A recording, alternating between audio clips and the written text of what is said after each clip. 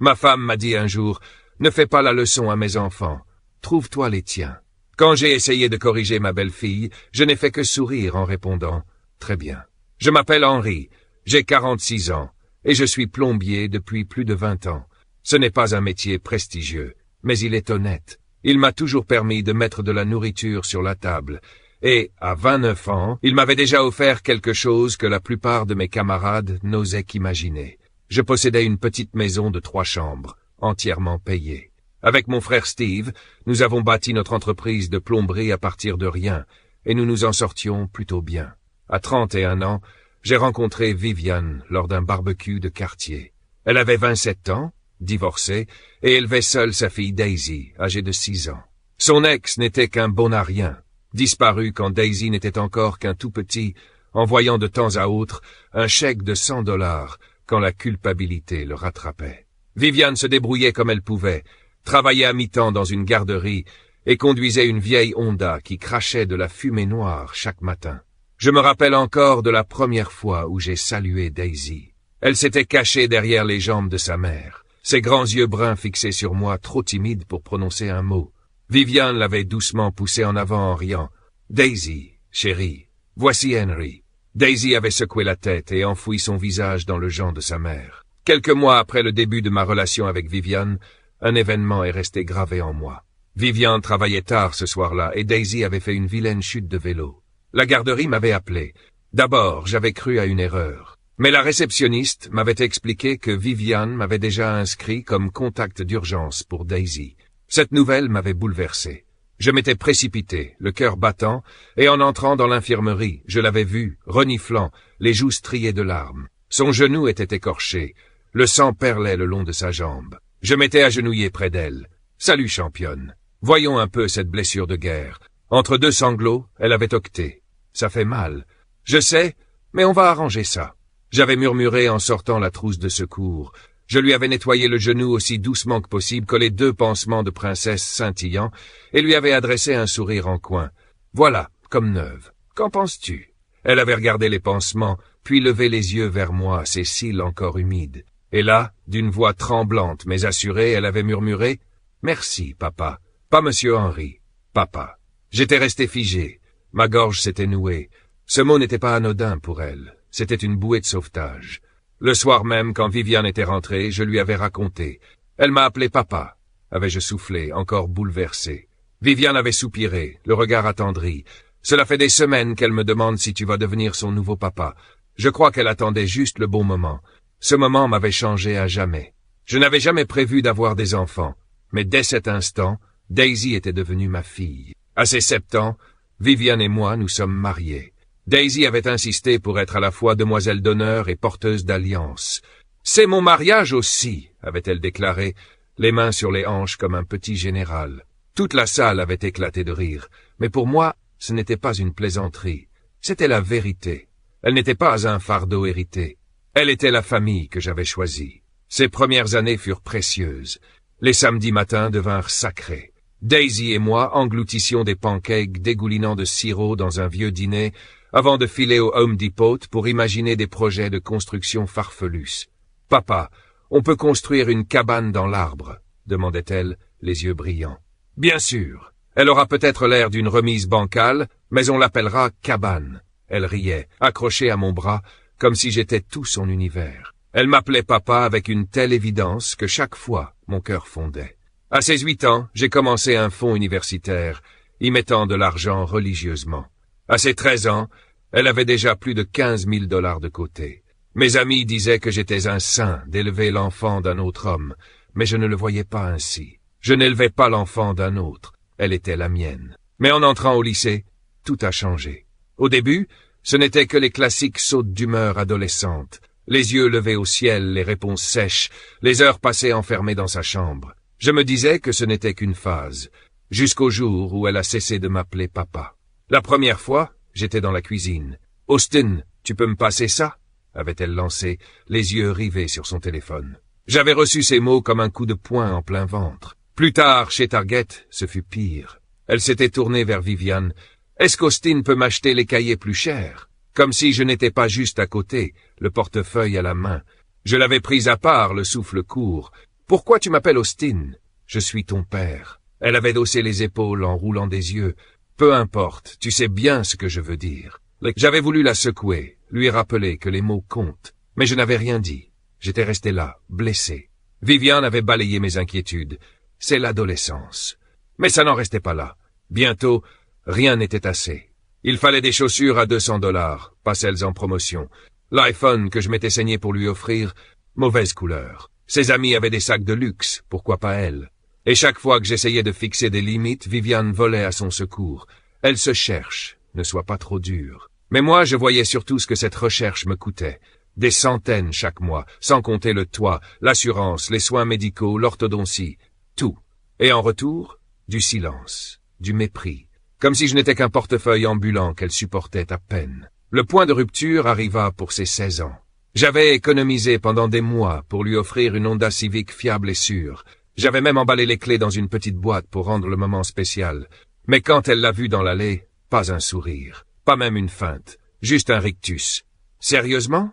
Une Civic? Jenna a eu une BMW. Son beau-père, lui, il se soucie vraiment d'elle. J'avais inspiré profondément pour rester calme. Daisy, je voulais quelque chose de sûr, de fiable. C'est une bonne voiture. Elle te durera des années. Elle avait croisé les bras, me fusillant du regard. Puis ses mots étaient tombés. Mon vrai père, lui, aurait compris. J'étais resté pétrifié, chaque syllabe m'atteignant comme un coup. Ton vrai père? Celui qui a disparu depuis une éternité? Celui qui ne se donne même pas la peine d'envoyer une carte d'anniversaire? Elle avait roulé les yeux, comme si la vérité importait peu. Ses paroles m'avaient transpercé plus qu'elle ne le saura jamais. Mais le coup de grâce est arrivé lors d'un dîner entre amis. Nous étions dans le jardin, à rire, à partager des histoires. La conversation avait glissé sur l'épargne pour les études et j'avais mentionné « J'ai mis de côté de quoi couvrir l'université publique pour Daisy. Elle sera tranquille le moment venu. » C'est là que Daisy était entrée, téléphone collé à la main. En fait, j'ai été accepté à NYU. Maman et moi, on a déjà parlé. Une nouvelle dont je n'avais jamais entendu parler. J'avais pris sur moi. C'est super, Daisy, mais il faudra qu'on discute finances. Le fonds ne suffira pas à couvrir les frais de NYU. Elle avait levé les yeux, outrée. Tu es tellement radin. Tu me fais toujours culpabiliser à propos de l'argent. T'avais qu'à pas épouser une femme avec un enfant si tu ne pouvais pas assumer. L'air s'était figé autour de nous. Et puis elle avait planté la dague. Tu n'es pas mon père. Tu n'es qu'un type qui paie des trucs. Mes mains tremblaient, mais j'avais plongé mon regard dans le sien. Exactement. Je paie des trucs. Comme cette maison. Comme tes vêtements. Comme ton téléphone. Comme la voiture que tu conduis. Tu parles de ces trucs-là, Daisy? Elle avait levé les yeux au ciel, et avant que je n'ajoute quoi que ce soit, Vivian avait tranché. Ne fais pas la leçon à ma fille. Si tu veux sermonner quelqu'un, tu n'as qu'à avoir tes propres enfants. Et le silence avait englouti la pièce. Mes amis me fixaient, le visage déformé par la pitié. Et Vivian entoura Daisy de son bras et murmura « Elle est juste stressée. Peut-être qu'on devrait arrêter la soirée. Pas un seul mot pour me défendre. Pas une seule correction. Rien. Pas le moindre geste en faveur de l'homme qui avait pourtant élevé sa fille pendant 13 longues années. Cette nuit-là, j'ai pris ma décision. Le lendemain matin, je suis allé à la banque, j'ai vidé le fonds pour l'université et j'ai transféré chaque centime sur mon compte retraite. Puis j'ai demandé le divorce. Vivian est tombée des nues. Quoi? Henry, non, tu ne peux pas partir comme ça. Elle balbutiait, agrippée à mon bras. Ses yeux s'embuaient alors qu'elle reprenait la voix basse presque suppliante. Pense à tout ce qu'on a construit. Pense à Daisy. Tu ne peux pas tout jeter. Elle a besoin de toi. Nous avons besoin de toi. J'ai secoué la tête. Non, Vivian. Ce dont Daisy a besoin, c'est d'un père sur le papier, juste d'un homme qui serve d'ATM, et toi d'un paillasson. Mais clairement, ce n'est pas moi. Peut-être qu'il est temps que j'aie mes propres enfants. Son visage s'est effondré, son air coupable se muant en excuse. Je suis désolé, Henry. J'aurais dû réagir autrement. Oui, tu aurais dû. Mais ce navire a déjà quitté le port. Trop tard pour les regrets. Quand Daisy m'a manqué de respect, tu ne l'as pas corrigé. Tu m'as réprimandé. Ça m'a suffi pour comprendre. C'est à ce moment-là que Daisy a fait irruption, la voix cinglante, les yeux brûlants. « Tu n'as pas le droit! Nous sommes une famille !» hurla-t-elle. Je l'ai fixée droit dans les yeux. « Une famille? Quelle famille, Daisy? J'étais juste le type qui payait tout. Je n'ai jamais été ton père. N'est-ce pas ce que tu as dit? Alors va trouver ton vrai père, ta vraie famille. » Sa mâchoire s'est figée, mais je n'ai pas stoppé. Je devais être clair. Je demande le divorce à cause de toi, Daisy, parce que tu m'as humilié. Et à cause de toi, Vivian, parce que tu ne m'as jamais soutenu. Tu n'as jamais dit à ta fille que j'étais son père. Tu l'as laissé m'écraser et quand j'ai osé me défendre, c'est moi que tu as grondé. Ça, ce n'est pas une famille, c'est un piège. J'ai reculé d'un pas, la voix ferme désormais. Et je vous dis ça parce que, la prochaine fois que tu essayeras de piéger un autre homme dans un mariage, Vivian, n'oublie pas, sans respect, un mariage est déjà mort. Daisy a claqué des portes, hurlé, m'a traité de tous les noms possibles. Mais j'étais arrivé au bout. Fini de financer l'irrespect. 5 années ont passé. Je me suis reconstruit. J'ai tout donné à mon entreprise. Les développer bien au-delà de ce que Steve et moi avions imaginé. Je me suis acheté une maison plus grande. La vie est devenue silencieuse, paisible, plus de portes qui claquent, plus de disputes incessantes, juste du travail, des week-ends à la pêche et un foyer qui enfin ressemblait au mien. Puis un après-midi, on a frappé à ma porte. J'ai ouvert, et elles étaient là. Vivian et Daisy. Daisy semblait vidée, usée par la vie, son regard marqué par la honte. Vivian, elle, paraissait désespérée, agrippant la lanière de son sac comme si sa survie en dépendait. C'est elle qui prit la parole en première. « Henry, s'il te plaît, nous avons besoin d'aide. » Daisy ne dit pas un mot. Ses lèvres tremblaient, incertaines entre les larmes et la colère. Je haussai un sourcil. Qu'est-ce qui s'est passé? La voix de Vivian se brisa. L'argent, tout est parti. La Honda a été saisie. Daisy a quitté la fac. Je me suis remarié, mais ça n'a pas marché. Je suis de nouveau divorcé. On n'a plus nulle part où aller. Je lâchai un rire amer en secouant la tête. Et tu attends de moi que je fasse quoi, Vivian? Que je te reprenne pour un nouveau tour? Je ne suis pas un concessionnaire. On ne revient pas quand les roues tombent pour demander une réparation. Mes yeux se sont posés sur Daisy, cette même petite fille qui autrefois me glissait des pissenlits dans la main en murmurant « Papa, celui-là est pour toi ». Et tout ce que je voyais maintenant, c'était l'ado qui, dans mon salon, m'avait craché au visage que je n'étais pas son père, juste un mec qui payait. J'ai pris une inspiration, glaciale. Tu m'as dit que je n'étais pas ton père. Je l'ai regardé droit dans les yeux. Tu avais raison. Sa bouche s'est entr'ouverte, mais aucun mot n'est sorti. Bonne chance, ai-je lâché en refermant la porte. Vivian et Daisy sont restés figés sur mon perron. J'entendais leur voix étouffée, mêlée de colère et de désespoir, mais je n'avais plus la moindre envie d'écouter. Je suis retourné dans ma cuisine, j'ai versé un verre d'eau et je me suis assis. Pour la première fois depuis des années, je me suis senti libre. Le lendemain matin, mon téléphone a vibré. Un message de Vivian. « Austin, s'il te plaît, au moins parlons-en. Elle reste ta fille, peu importe ce qu'elle a dit. » J'ai fixé l'écran un long moment, le pouce suspendu. Puis j'ai répondu « Non, Vivian. Elle a été claire, je n'étais pas son père. Et toi, tu étais d'accord. Alors maintenant, assume les conséquences. » 5 minutes plus tard à peine, mon frère Steve m'a appelé. « Danny, tu es en train de buzzer, lança-t-il d'une voix à la fois basse et amusée. « Quoi ?» ai-je rétorqué, surpris. Il a ricané. « Vivian déverse tout sur Facebook. Elle raconte à qui veut l'entendre que tu as abandonné ton enfant au moment où elle avait le plus besoin de toi. » La poitrine serrée, j'ai sorti mon téléphone. Et là, sous mes yeux, son grand poste émotionnel. Une photo de Daisy à 6 ans, me sautant dans les bras après un match de foot, accompagnée de la légende. Il l'a élevée pendant 13 ans, puis l'a abandonnée quand elle avait le plus besoin de lui. Pour lui, l'argent comptait plus que l'amour. Les commentaires défilaient déjà. La moitié de ses amis me traitaient de monstre sans cœur. L'autre moitié posait des questions auxquelles Vivian n'avait aucune envie de répondre. Parce que j'avais encore toutes les preuves. Chaque virement pour les voyages scolaires, les bagues dentaires, les cours de danse, les vêtements, l'électronique, le dossier du fonds universitaire, preuve que j'épargnais depuis que Daisy avait 8 ans. Même des captures d'écran de ses messages exigeant des articles de luxe sous peine de crise. Alors, au lieu de répondre publiquement, j'ai appelé Vivian. Elle a décroché à la 2e sonnerie, la voix tremblante. « Austin, s'il plaît, tu ne comprends pas. » Je l'ai coupé net. « Non, c'est toi qui ne comprends pas. Toi et ta fille avez passé des années à me vider et à me traiter comme une ordure. Puis vous m'avez humilié dans ma propre maison. Et maintenant que vous êtes fauché, je redeviens le papa. Désolé, Vivian, mais tu ne réécriras pas l'histoire. » Silence. Je pensais qu'elle avait raccroché. Mais j'ai entendu un sanglot étouffé. Et en arrière-plan, la voix venimeuse de Daisy a éclaté. « Dis-lui juste de nous donner l'argent. C'est tout ce pourquoi il est bon. » Vivian a essayé de couvrir ses mots, mais trop tard. Ma poitrine s'est contractée, non de pitié, mais de colère. Toute trace de compassion s'est éteinte. Adieu, Viviane, ai-je dit d'une voix glaciale, et dis à ta fille de merde que c'est elle qui a déclenché tout ça. Moi, je termine. J'ai raccroché. Cette nuit-là, j'ai allumé mon ordinateur. J'ai sorti chaque reçu, chaque capture, chaque preuve accumulée au fil des années.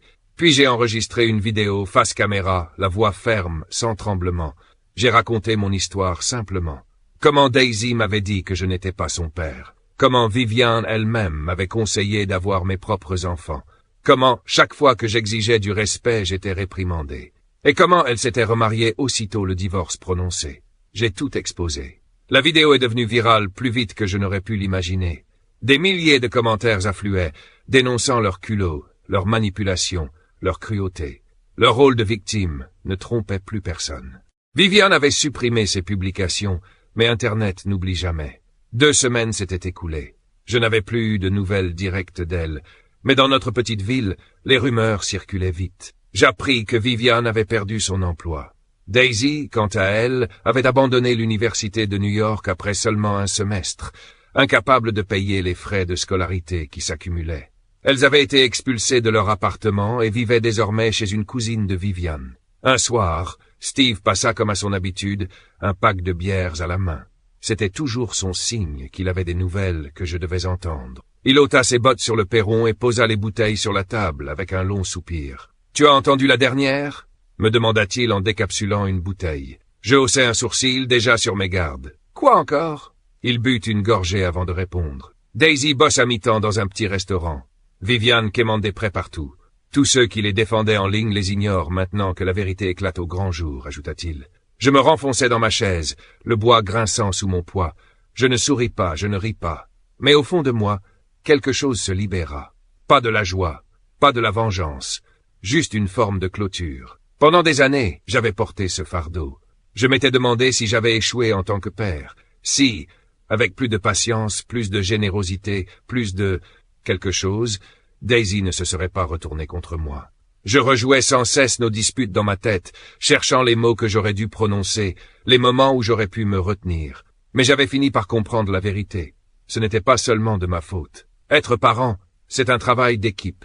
On ne peut pas réussir si les 2 parents ne marchent pas ensemble vers le même but. Moi, je me battais pour transmettre de vraies valeurs à ma fille. Mais Viviane, elle, était toujours là pour me couper les jambes, nourrissant son sentiment d'avoir droit à tout, lui apprenant que les conséquences ne s'appliquaient pas à elle. Et au bout du compte, c'est cela qui nous a brisés. Cette prise de conscience ne me faisait plus mal. C'était comme expirer après avoir retenu mon souffle pendant des années. Ce soir-là, je restais sur mon perron, une bière à la main, à regarder le soleil descendre et embraser la cime des arbres d'un feu orange. L'air était immobile, alourdi par la chaleur de l'été, et les cigales venaient à peine de commencer leur chant. Steve s'appuyait contre la rambarde, une bouteille pendant entre ses doigts.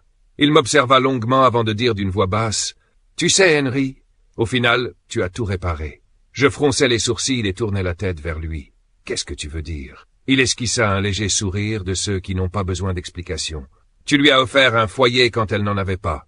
Tu lui as offert un père quand elle en avait le plus besoin. Et quand elle a tout gâché, tu lui as donné la leçon que la vie devait de toute façon lui enseigner, que rien n'est gratuit. Tu as fait ton devoir. Le reste, c'était à elle. » Je fixai l'horizon, laissant ces mots s'ancrer plus profondément que je ne l'aurais cru.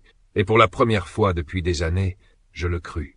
5 ans plus tard, je croisais Daisy par pur hasard. Je sortais du magasin de fourniture, un rouleau de ruban adhésif d'une main et le ticket de caisse de l'autre, quand je l'aperçus de l'autre côté de la rue. Elle servait dans un restaurant. Ses cheveux étaient attachés en un chignon désordonné, un tablier noué à la taille. Elle paraissait épuisée. Pas cette fatigue qu'un simple repos efface, mais une lassitude profonde, ancrée jusque dans les os. Ses épaules s'affaissaient sous le poids du plateau qu'elle portait. Ses yeux étaient ternes, et son sourire semblait lui coûter un effort à chaque fois qu'elle le forçait. Elle n'était plus que l'ombre de la petite fille lumineuse que j'avais connue. Celle qui courait autrefois sous les jets d'eau dans le jardin, riant comme si le monde ne pouvait jamais l'atteindre. Nos regards se croisèrent à travers la vitre du restaurant. Juste un éclair, une étincelle de reconnaissance simultanée. Elle se figea, le plateau en main, et l'espace d'une seconde, tout le bruit autour sembla s'éteindre. Elle entr'ouvrit les lèvres, comme si elle voulait dire quelque chose. Peut-être désolé, peut-être à l'aide, je ne le saurais jamais. Moi, je restais planté là, le cœur battant, à attendre. Attendre qu'elle sorte, qu'elle fasse un pas vers moi. mais elle ne bougea pas. Elle resta figée à me fixer, comme si le poids de toutes ces années s'était abattu entre nous. Finalement, je lui adressai un léger signe de tête, courtois, distant, et je repris mon chemin. Parce qu'elle avait eu raison, toutes ces années plus tôt. Je n'étais pas son père. J'étais seulement l'homme qui avait choisi de devenir son père. Et elle avait choisi de rejeter cela. Alors je ne me retournai pas. Partagez vos impressions dans les commentaires, et n'oubliez pas d'aimer, de partager et de vous abonner.